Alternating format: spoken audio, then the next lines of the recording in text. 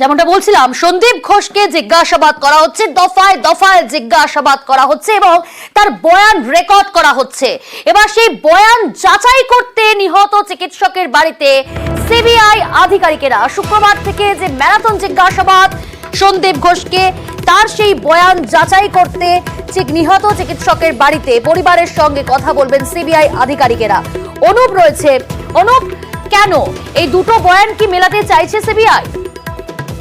সন্দীপ ঘোষের যে বয়ান, সেই বয়ানে কিন্তু একাধিক অসঙ্গতি, যার ফলে কিন্তু একেবারে সিবিআই এর পক্ষ থেকে নিহত যে চিকিৎসক নির্যাতিতা একেবারে বলা চলে, তার বাড়িতে কিন্তু তার বাবা মা পরিবারের কিন্তু বয়ান নিতে গিয়েছে সিবিআই এর পক্ষ থেকে।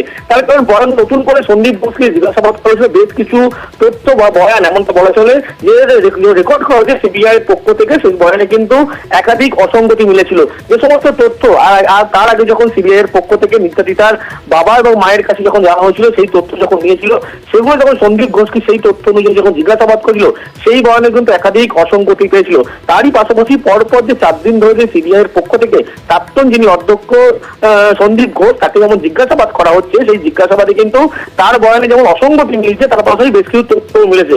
সেই তথ্যের পরিপ্রেক্ষিতেই কিন্তু পরিবারের কাছে ইতিমধ্যেই সিবিআই এর পক্ষ থেকে দুজনের টিম তারা কিন্তু গিয়েছে।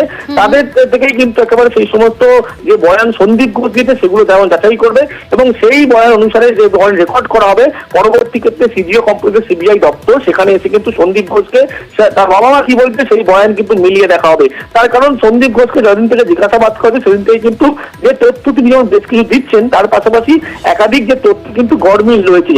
অর্থাৎ নির্যাতিতার পরিবারের পক্ষ থেকে যে তথ্য দেওয়া হয়েছে, সেই তথ্য যখন পরিবার যেটা বলছে, আবার সন্দীপ ঘোষ তিনি কিন্তু সেই তথ্য বেশ কয়েকটি অনুসারে কিন্তু অস্বীকার করেছেন বা তথ্যে অমিল রয়েছে। নতুন করে যখন সন্দীপ ঘোষকে গতকাল যখন জিজ্ঞাসাবাদ করা হয়েছে, কার নির্দেশ থেকে শুরু করে কিভাবে অ্যাসিস্ট্যান্ট সুপারকে দিয়ে ফোন করানো ছিল এমন তথ্য, সেই তথ্য অনুসারে কিন্তু পরিবারকে জিজ্ঞাসাবাদ করে তার বয়ান রেকর্ড করা হবে এবং সেই বয়ান নিয়েছে কিন্তু আবার সন্দীপ ঘোষকে জিজ্ঞাসা করার জন্য সিবিআই এর পক্ষ থেকে সেই নির্যাতিতার বাড়িতে গিয়েছে এবং ইতিমধ্যে বয়ান কিন্তু ভিডিওগ্রাফি করা হচ্ছে। বেশ, সুবীর রয়েছে অপর প্রতিনিধি। সুবীর, সিবিআই আধিকারিকরা কখন গিয়েছিলেন? এই প্রতিনিধি দলে কতজন সদস্য ছিলেন? কোন কোন বিষয় তারা দেখলেন? দেখো, তোমাকে জানিয়ে রাখি, দুপুর 12টা 5 নাগাদ সিবিআই এর দুজন মহিলা আধিকারিক তারা কিন্তু এসছেন এই ডাক্তারি ছাত্রীর বাড়িতে এবং তার বাড়িতে কিন্তু তার বাবা মার সঙ্গে কিন্তু বিভিন্ন বিষয়ে জিজ্ঞাসাবাদ করছে এবং সবচেয়ে একটা তথ্য তোমাকে জানিয়ে রাখি, সেটা হচ্ছে যে যেই মহিলা আধিকারিক যারা এসছেন তাদের একজনের হাতে কিন্তু একটি লাল ডায়েরি ছিল এবং সেই লাল ডায়েরির মধ্যে কি তথ্য রয়েছে সেটা কিন্তু এখনো পর্যন্ত সিবিআই আধিকারিক যারা রয়েছেন তারা কিন্তু বাড়ির বাইরে এখনো কিন্তু আসেননি এবং সে বিষয়ে জানা যাচ্ছে না। কিন্তু সেই লাল ডায়েরির মধ্যে কিন্তু কোনো তথ্য থাকতে পারে এমনটাই কিন্তু মনে করা হচ্ছে। পাশাপাশি এখনো পর্যন্ত প্রায় 1 ঘন্টা, প্রায় 1.5 ঘন্টা হতে চললো, এখনো পর্যন্ত কিন্তু তার বাবা মার সঙ্গে সিবিআই যারা আধিকারিক রয়েছেন তারা কিন্তু জিজ্ঞাসাবাদ করছেন এবং বিভিন্ন রকম কিন্তু তথ্য তাদের কাছ থেকে কিন্তু জানার চেষ্টা করছেন এখন।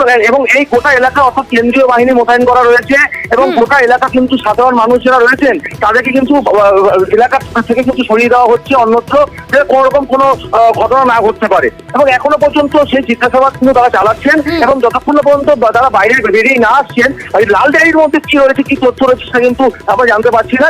যতক্ষণ না পর্যন্ত তারা আসছেন এবং তারা এখনো পর্যন্ত যেটা জানা যাচ্ছে, এই মুহূর্তে সিবিআই এর যে গাড়ি, সেই গাড়ির চালক রয়েছেন তিনি কিন্তু ব্যাগে করে একটি কোনো জিনিস সেই মহিলা আধিকারিকদের কাছে দিয়ে আসছে সেই বাড়িতে, এমনটা কিন্তু আমাদের শুনে ধরা পড়েছে এবং তাদের কি আছে সেই কিন্তু এখনো পর্যন্ত কোনো রকম কোনো মুখ তারা খোলেননি। বেশ।